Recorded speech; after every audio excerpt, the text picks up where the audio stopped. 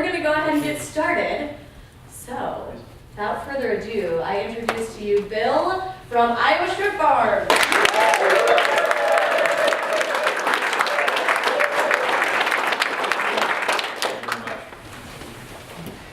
The goal of our company, we're going to set a new oxymoron standard. Previously, jumbo shrimp. Tomorrow, Iowa Shrimp Farms. Let me introduce you to the management team, the three co-owners of the business. We have our chief shrimping officer, that's Mark Bretz, right here in front. We have myself, the chief scorekeeper of this shrimp operation, Bill Thomason. And we have Craig Beecham, who is our ace in the pocket. He is our chief operating officer, a chief shrimp scientist. And when you think about shrimp operations, water chemistry, critically important, right? Well, Craig is responsible today for the quality of your drinking water in Iowa City. So, helpful tool. Okay, Craig.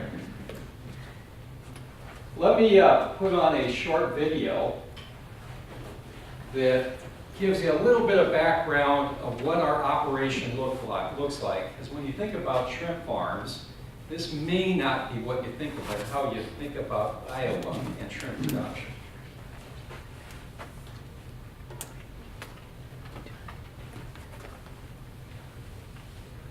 Okay.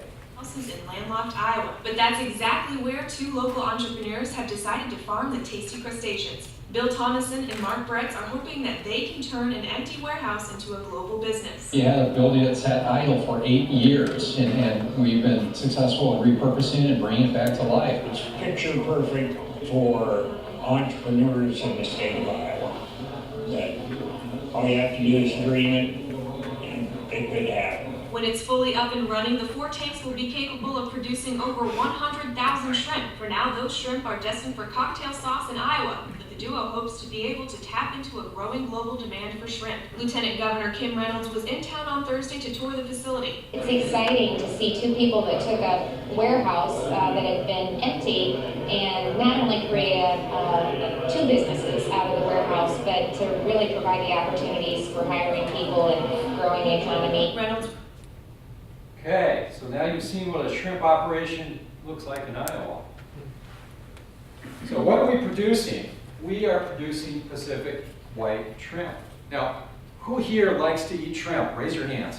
That's what I thought. Shrimp is the most popular seafood in the United States. On average, each individual will consume 4 pounds of shrimp this year. Okay? Demand has doubled for this shrimp in the last 2 decades. It's a massive market. $6 billion revenue per year. Okay? Now, what we plan on producing is a product that is fresh and local, harvested same day with delivery. It's going to be natural, no hormones, no antibiotics, no chemicals. And we're going to produce it in the most sustainable way that we know how. And we'll talk about in a few slides, we believe this product will have one of the lowest feed conversion rates on the planet.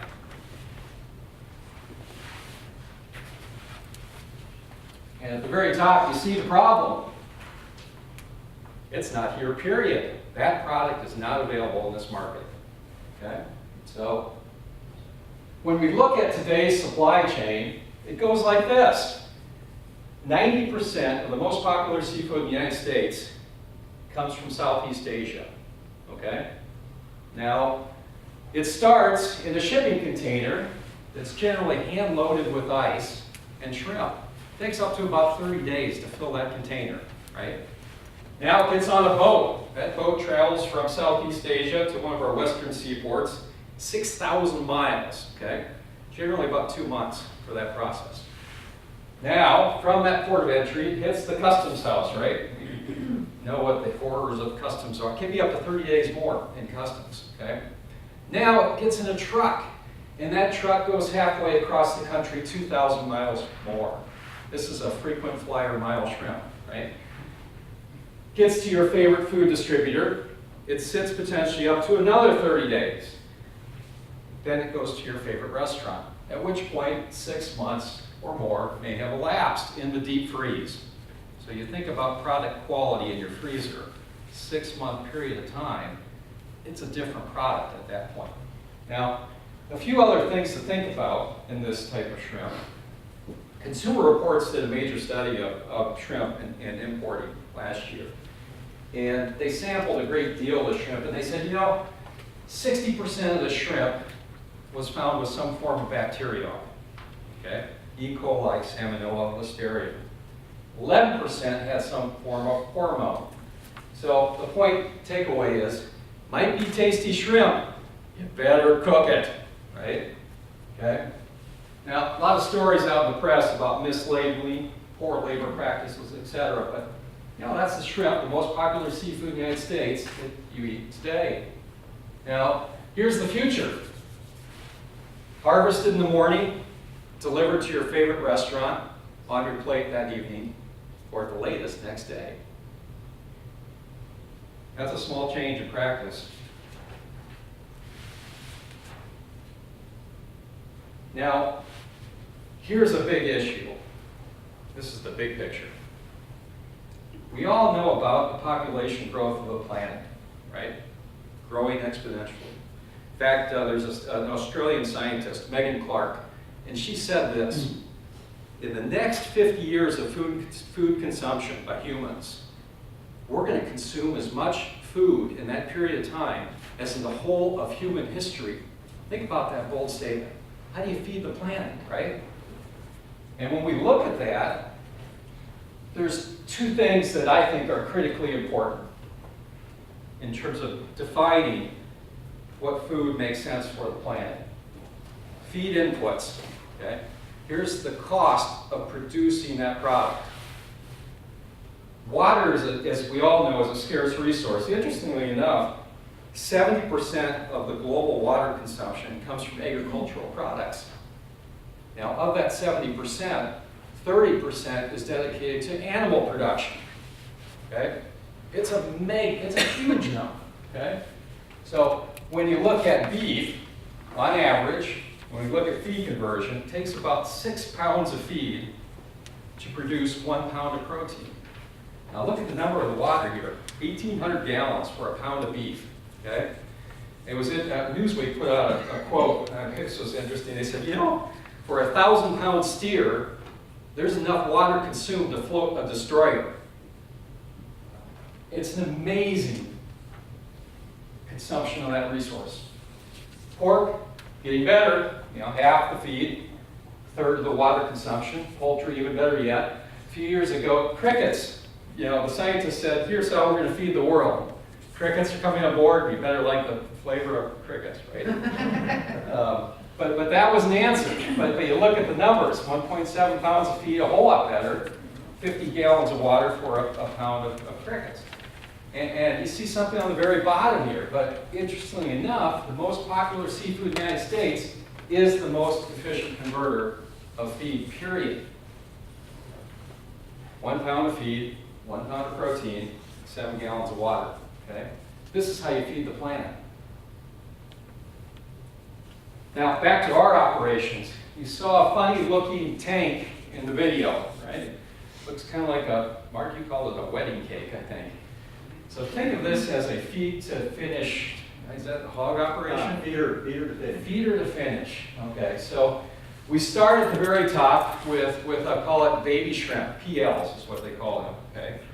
They're imported from a certified disease-free facility, generally in the Florida Keys, okay? They're about the size of a thistle. Now, 30 days later, they move to the second level. 30 days later, third level, you get the idea, they're growing. And in 4 months, you're able to produce a jumbo-sized shrimp, 20 to 22 grams. Now, this system will hold about 32,000 gallons of water, okay? It's about 300,000 pounds, half of which is suspended in air in an old warehouse. We plan on, if we're successful, to produce about 1,000 pounds per month with just this system. This is a starting system. Now, shrimp production is complicated. Water chemistry critical. That's why, Craig, you're here, right? And we're in a building that can, if we're successful, scale up to 50,000 pounds a month. Now, I'm going to tell you, that sounds like a lot, but let me put up the next slide. What's next for us? We hope to have shrimp introduced into our tanks by the end of February. So we haven't put shrimp 1 in the tanks. We hope to have our first harvest ready by July of this year, okay? Now, sales, develop key partnerships with local fresh food restaurants right here in Iowa City and Cedar Rapids. That's our plan. Now, 1,000 pounds, it sounds like a lot, right? That 1 tank system that's about the size of our house will service only 8 to 12 restaurants and consume that entire demand. It's small, okay? So if we're successful, we're going to grow it fast, and we're going to match the demand and the supply of the business, okay? Operations, shrimp is, there's a reason why nobody does this. In fact, there's nobody in this market that does this. It's complicated. And so critical to this is really developing that process control. And the last bullet, this is in part why I'm here. God, we need to have fun with this along the way, right? We're hoping within the first year that you're going to see something called a Sigourney, Iowa Shrimp Festival. Now, Iowa City, what do you think of a shrimp boil? Maybe. We like the idea. A lot of music in the area, right? So for 1 million cups, I would solicit 2 things. One is if you know of a good restaurant, we're happy to talk to those people. You can help us there.